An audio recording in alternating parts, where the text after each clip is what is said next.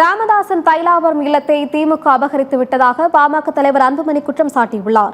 மாமல்லபுரத்தில் நடைபெற்ற பாமக நிர்வாகிகள் ஆலோசனைக் கூட்டத்தில் பேசிய அன்புமணி, குழந்தை மாதிரி இருக்கும் ராமதாஸை ஜி.கே. மணி உள்ளிட்டோர் ஏமாற்றி வருகிறார்கள் என்றும், தன்னை தலைவராக்கிய அடுத்த நாளில் இருந்து ஜி.கே. மணி சூழ்ச்சியை ஆரம்பித்து விட்டார் எனவும் தெரிவித்தார்.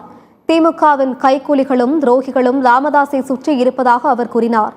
இந்த துரோகிகளை ஒருபோதும் மன்னிக்கப் போவது கிடையாது என்று கூறிய அன்புமணி, திமுக சூழ்ச்சி செய்து வன்னியர்களையும் பட்டியலின மக்களையும் ஒன்று சேர விடாமல் பார்த்துக் கொள்வதாக குற்றம் சாட்டினார்.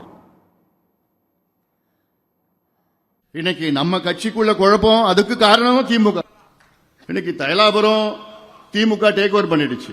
இவங்க சொல்ற பொய்யை தான் ஐயா நம்பிட்டு இருக்கிறார். இங்க ஒரு கொளுத்தி விடுறது, அங்க போய் வேற கொளுத்தி விடுறது, சண்டையை மூட்டி விடுறது, இவங்க சொன்னாங்க அவங்க சொன்னாங்க, இப்படி மாத்தி மாத்தி மாத்தி மாத்தி சொல்லி சொல்லி இந்த ரெண்டு தமிழ்நாட்டில் உள்ள ரெண்டு பெரிய சமுதாயம் சேர விடாம பாத்துக்கிறது யாருன்னா இந்த கேடுகட்ட திமுக. இப்போ அது எடுபடல. இப்போ அதனால என்ன பண்ணிட்டோம், நம்ம கட்சிக்குள்ள வந்துட்டாங்க இந்த கைகூலிகள், இந்த துரோகிகள், தீய சக்திகள் எல்லாம் இன்னைக்கு ஐயாவை சுத்திட்டு இருக்கிறானுங்க. இப்போ இதே மேடையில் சொன்ன ஐயா ஒரு குழந்தை மாதிரி ஆயிட்டாரு. என்ன நடக்குதுன்னு தெரியல, சுத்தி இருக்கிறது எதுவும் தெரியல. இன்னைக்கு ஐயா என்ன மாதிரி மனநிலை வந்துட்டாரு, எந்த மாதிரி மனநிலையை கொண்டு வந்துட்டாங்க பார்த்துக்கீங்களா இந்த துரோகிகள்லாம். இந்த துரோகிகளை ஒரு பொழுதும் நான் மன்னிக்க போவது கிடையாது, ஒரு பொழுதும் நான் மன்னிக்க போவது கிடையாது.